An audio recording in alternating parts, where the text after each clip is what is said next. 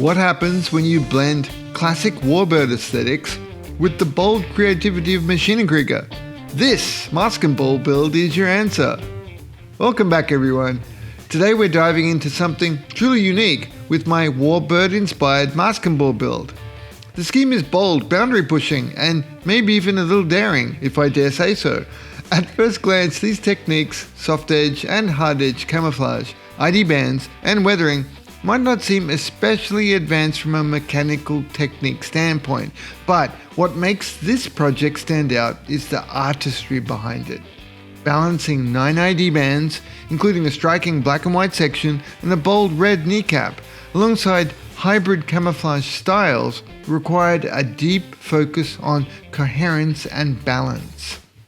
Achieving harmony in such a busy design is what elevates this from technical to artistic mastery. It's also an example of something I love about this hobby, pushing the boundaries of what works. In fact, this is a direct nod to something Koyokama Sensei encourages, daring to try bold ideas even if it risks ruining the finish. He double dares us to try and ruin it. This scheme embodies that philosophy, and I think it paid off in a big way. So whether you're here for inspiration or just to see how this all comes together, let's dive in and break down the process. Seam lines and surface prep. Now, visible seam lines are a deal breaker for me. I always strive for clean, seamless results, especially on a model meant for close-up photography in a book. If you're entering competitions, it's just as critical. Judges will catch sloppy seam lines in an instant. It may not be the most glamorous stage in a build, but it has to get done. So let's lean into it.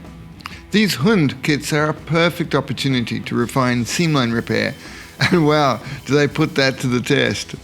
I've built 8 of these so far, tweaking my approach depending on the planned paint finish. Since this one is a hybrid scheme with plenty of airbrushing, getting the seams perfect was even more important. This time, I experimented by alternating surface colors during the process. Not a magic bullet, but it felt like it helped. And let's be real, sometimes in modeling, that's what matters most. The self-delusion that our process is evolving. For the base, I used a red oxide primer again as part of my headcanon for the Hund's factory finish. It's practical too, since it immediately highlights problem areas. To refine rough spots, I stippled on a mix of mahogany and light grey surfacer for a subtle pinkish tone, then hand-painted Guy Notes 222 red oxide over key seam lines, especially around the bipedal transmission box and major upper-facing joints. This approach doubles as a pre-mottling step, something I explored in the Altair paint video. Because handbrush paint is thicker, it naturally helps fill small imperfections while setting up a soft tonal variation. Adding a touch of thinner smooths transitions, and the key is adapting as you go. It's all about efficiency. Every step serves one more purpose. Next, we'll take this prep surface into the hybrid camouflage phase. Base coats and subtle pre-weathering. With the surface work done, it's time for the main body color. Now, I don't aim for a perfectly smooth finish, intentionally. At this scale, a flawless surface can make a model look bland and lifeless, a little toy-like. I prefer to inject a bit of personality. Check the final gallery photos and see if you agree. Does the subtle texture make it feel livelier and more realistic? You know, for a fake killer robot from the future. While working on this, we had a Warbird group build going on in the Paint on Plastic Discord, so I pulled inspiration from an early BF109 scheme and jokingly nicknamed this one Warbird as we chatted in the Patreon group. The process here is refreshingly simple. Soft, thin layers of Mr. Color RLM Light Blue Hellblau. Yes, there are plenty of modern accurate paint blends out there, but we're not after historical precision here. Quite the opposite. This color is a staple in Japanese Maschinen Krieger studio work, giving it an authenticity all of its own. Look closely and you'll see I was careful with my airbrush passes, letting just a hint of red oxide primer show through. It creates a subtle natural depth that I find really pleasing. And note to self, do this again. On some parts, like the butt flap, yes, we're calling it that, I didn't spray all the way to the edges. This little trick sets up natural wear and tear for later weathering, making the airbrush do some of the pre-work for us. The brain bucket, aka the armor that goes on the back of the head, is another spot worth extra attention. A smooth, gradual transition here helps define the focal point. Lastly, for this Warbird styled version, I wanted asymmetrical shoulder armor. One side's in the main body color and then the other one, well, I'll show you in a minute. Contrast and texture. This step takes things in a slightly different direction from my usual Maschinen Krieger finishes. Here's a great look at the pre-mottle applied by brush, subtle but already adding depth.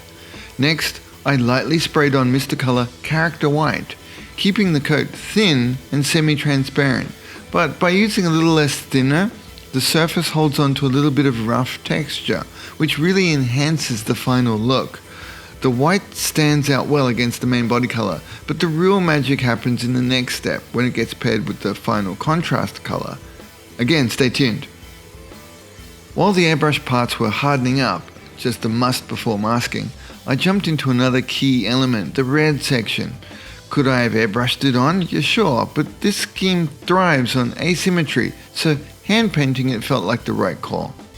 Aircraft modelers might raise an eyebrow at my color choice, but trust me, Mr. Color Gundam Red is a shockingly good match for RLM Red. No kidding.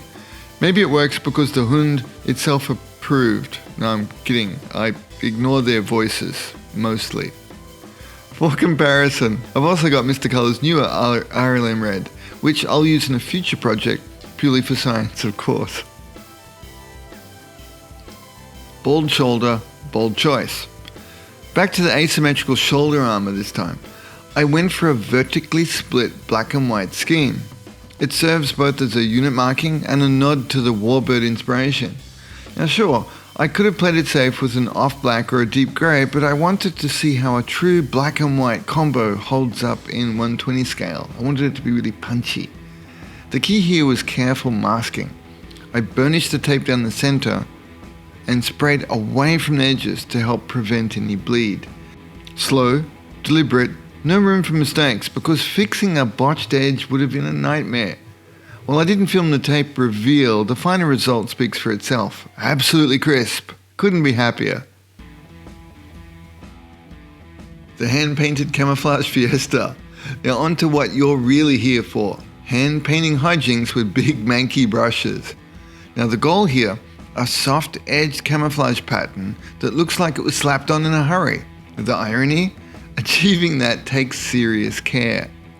Leaning into the Japanese studio playbook and Ko-sensei's hybrid technique, I started by stippling the camo outline with a well-loved medium-sized brush, splayed bristles and all. You'll see me carefully map out the shapes, leaving some gaps to refine later. Once the structure was set, I began blocking in the RLM 75 Grey Violet, keeping it loose and organic. It's a little patchy now, but wait! There's more! The next steps will smooth it out nicely. Alright, quick pit stop in our MASKENBALL journey. I've got some exciting news. The hard proof for my new Volume 3 Hund book just arrived and it looks absolutely fantastic. I'm thrilled to share that this very MASKENBALL project is featured in it. Let me give you a quick sneak peek. If you want to dive even deeper into the build details and see more epic shots, you can get your copy now. I'll drop the link in the description. Please remember this is a limited run, so if you're thinking of grabbing one, definitely jump on it soon. Okay, book update over, let's get back to painting. Continuing with the Warbird paint inspiration, I plan to paint the two double Neue Panzerschreck launches asymmetrically, similar to the upper surfaces of a classic Warbird wing paint schemes. If you know, you know. One side will be green and the other will use Mr. Color RLM 75 Grey Violet from the previous step. I'd like to share a workbench tip here. I try not to create too many dishes of similar colors. Instead, I combine and reuse them, creating interesting, nuanced custom mixes. While the color callouts I provide are accurate to a point, keep in mind that remnants of previous paints will often be included. I encourage you to try this too. It adds variation, life, and a sense of history to our models, making them uniquely ours. Thinking green, I've prepared 2 dishes. In my right hand there's a deeper green with more yellow, making it quite vibrant. In my left hand there's a dish I use for RLM02 grey, which in my mind I kind of read as a green, which also includes Mr. Color 52 Field Grey and a touch of dark egg green as well. Showing them together highlights a useful workbench tip. I add self-leveling thinner to reactivate the smaller dish, while using the larger dish to keep the mix open and wet. It's not quite a wet palette, but functions similarly for lacquer paints, and it's practical, fast and efficient. The larger dish helps keep dust out, preserves the paint thinner mix, and even reduces the smell. Give it a try and let me know if it works for you. A few moments later.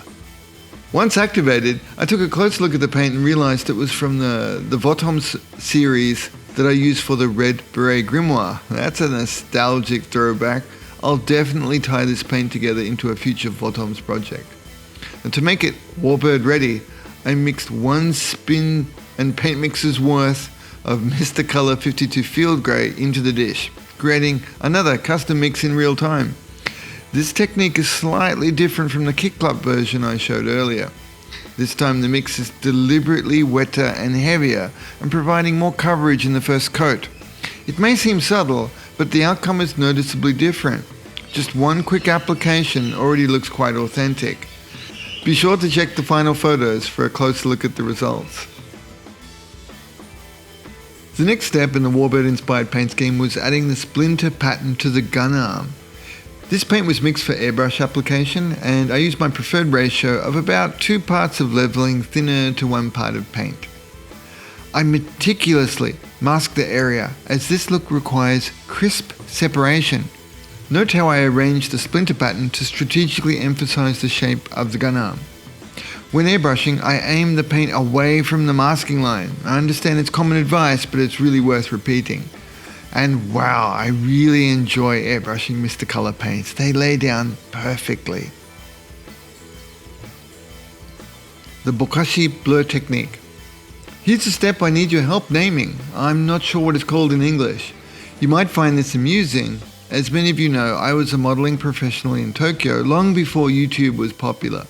Since my life revolves around scale modeling, building models, making videos, writing books and guides, I don't watch much modeling YouTube. I need a break from it sometimes. Ironically, many of you are likely more familiar with YouTube modeling techniques than I am. This technique, shown to me by Ko-sensei and the Ma.K studio team, is borrowed from aviation modeling. It adds life to the Bokashi line by creating a soft edge camouflage effect through blurring or shading the demarcation line. It smooths the main colors it's applied over and diffuses the camouflage edge with overspray. I haven't used it on an aircraft model yet, but I'd love to. What's this called in common use? Let me know in the comments, I'm eager to learn. Please help me update my old school Japanese modeler lingo. 9 ID bands with 1 cohesive look. Now on to one of my favorite parts of Ma.K color schemes, the ID bands. Paint schemes often come together when these are done right. For this model, I wanted to contrast the shibui elegance of my previous model with a more is more approach. The idea was to push the scheme as far as possible while maintaining a coherent, balanced and polished feel. Despite the boldness, the scheme still needed to feel harmonious. Let me know your thoughts. Did I achieve that? I used Mr. Color RLM04 yellow for the ID bands, but skipped the yellow punch underpainting this time. While underpainting can make the yellow pop more, I wanted a slightly colder finish, so I applied thin layers directly over the previous colors. I was nervous about potential bleeding under the tape, but was thrilled to get perfect crisp results again. Unlike the Kick Club single ID band, the MASKENBALL has 9. This arrangement ties together decades-old classic colors with a futuristic warrior robot aesthetic. Smoothing the masking step. Lastly, let's talk about masking edges. Hard edge masking often leaves a visible step, which isn't necessarily a problem, it's just something to address as we work. I like to use a soft abrasive to gently smooth the edge, incorporating it into my detail and weathering, which happens to be the next step. Stay tuned. Alright folks, let's pause and admire this Warbird inspired masking ball. From those critical seam lines to the layered paint and bold ID bands, this has been a journey into controlled chaos, pushing design limits without descending into visual mayhem. Every step, from subtle pre-mottling to intense contrast finishes, adds depth, personality, and cohesion. I'd call it a perfect example of what happens when you experiment outside your comfort zone, especially under the playful dare of Koyokuyama Sensei. If you're looking to refine your skills, spark new ideas, or just enjoy the creative ride, I hope this project gave you both inspiration and tangible tips for your own projects. Before we wrap up, a massive thank you for joining me on this build. If you enjoyed the ride, please hit the thumbs up, leave a comment and subscribe if you haven't yet.